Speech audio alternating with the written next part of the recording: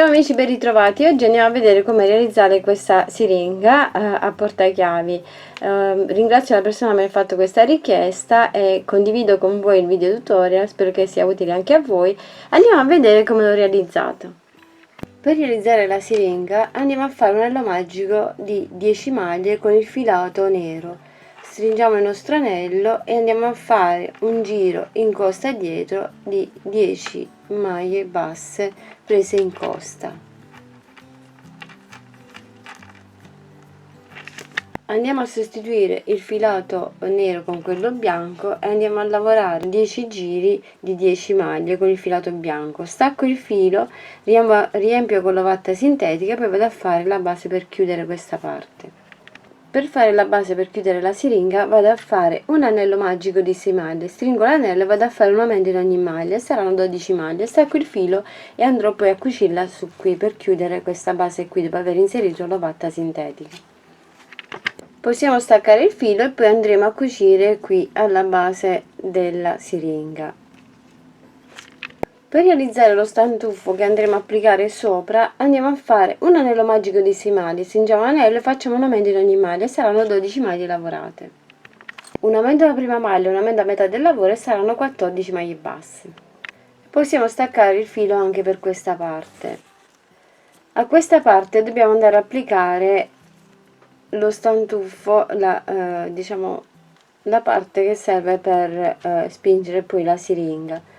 Andiamo a fare questa bacchetta sotto realizzando una catenella sempre con il filato bianco. Possiamo partire sia da questo punto qui, partendo di qua, e andiamo a fare la nostra catenella, oppure potete andarla a cucire fate come preferite, come vi esce più comodo.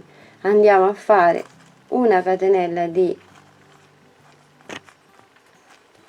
1 2 3 4 e 5 catenelle, facciamo una per girare e andiamo a fare 5 maglie bassissime, o no, 5 maglie basse nelle 5 catenelle.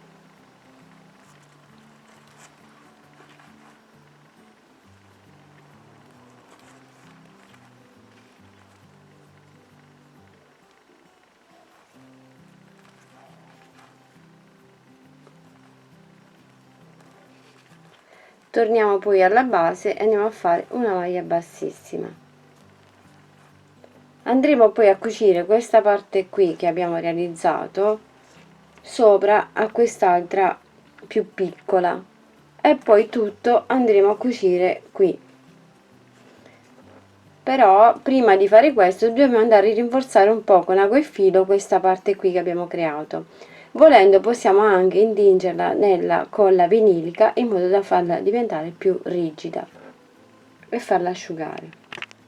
Possiamo staccare il filo e ora con l'ago andiamo a rinforzare un pochino questa parte qui, passandola un po' di volte, e poi, come ho detto prima, possiamo anche andarla a inamidare un po' nella colla e la facciamo asciugare.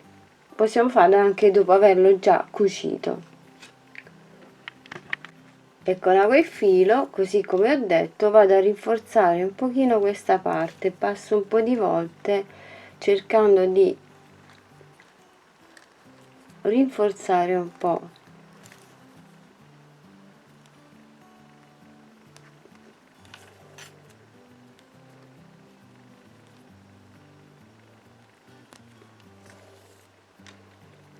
Poi per farla ancora più rigida la passiamo nella colla.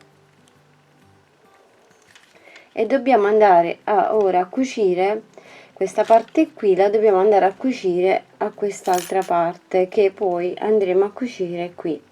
Quindi potete fare prima, potete andare a cucire prima questa parte e poi andare a cucire quest'altra parte sopra, così, in modo da creare così la siringa. Posizioniamo questa parte qui sopra e andiamo con ago e filo a cucire. Volendo potete fermare con gli spilli questa parte superiore in modo che non si sposta mentre la state cucendo. Ovviamente verrà leggermente fuori proprio apposta, così.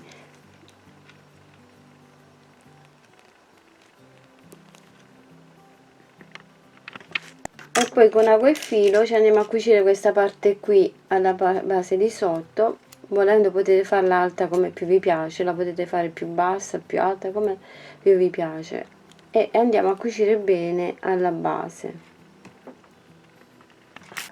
Con il filato grigio andiamo a fare l'ago e andiamo a fare una catenella di 4 maglie e andiamo a lavorare 4 maglie basse nelle 4 catenelle.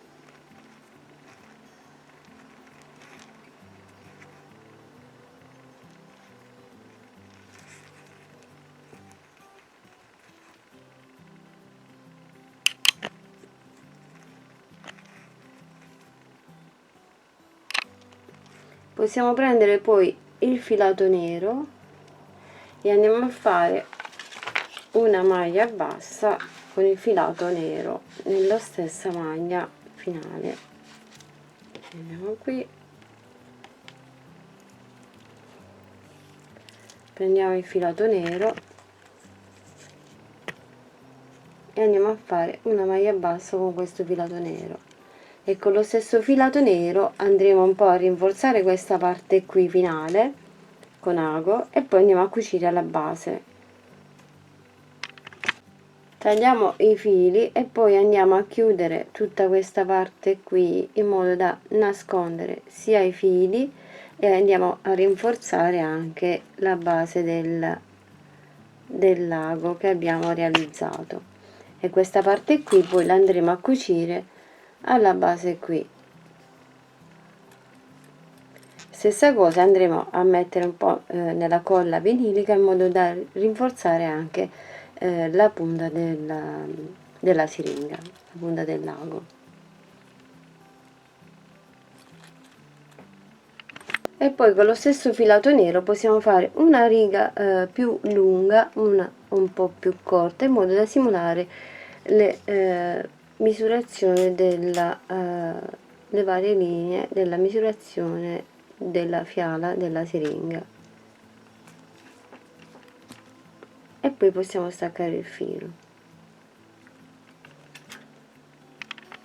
Volendo possiamo farla anche tutta grigia qui sulla punta, oppure farla così come ho fatto questa nera e grigia e poi un po' di bianco, e volendo possiamo anche abbinare delle pillole. Per la pillola ho avviato con il filato rosso un anello magico di 5 maglie, lavoro 5 maglie basse per altri 3 giri. Sostituiamo il filato rosso con quello giallo, andiamo a fare per altri 3 giri 5 maglie basse e poi proseguiamo con le diminuzioni dopo aver riempito bene il tutto fino a chiudere la parte. Possiamo poi staccare il filo e andremo a nascondere il filo all'interno, e sarà la pillolina da abbinare al portachiavi della siringa.